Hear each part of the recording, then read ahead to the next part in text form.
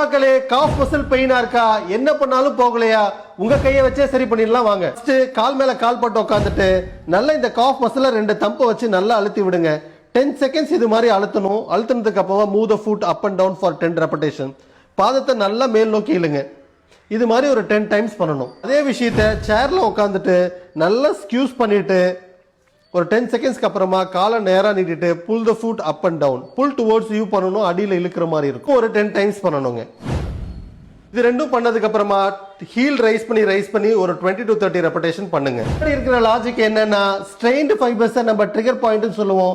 அதை நம்ம ரிலீஸ் பண்றோம். இந்த மசிலை எலாங்கேட் பண்ணணும். ஆக்டிவாவே எலாங்கேட் பண்ண பாதத்தை மேலே இழுக்கிறப்ப ஆக்டிவா எலாங்கேட் ஆடும்.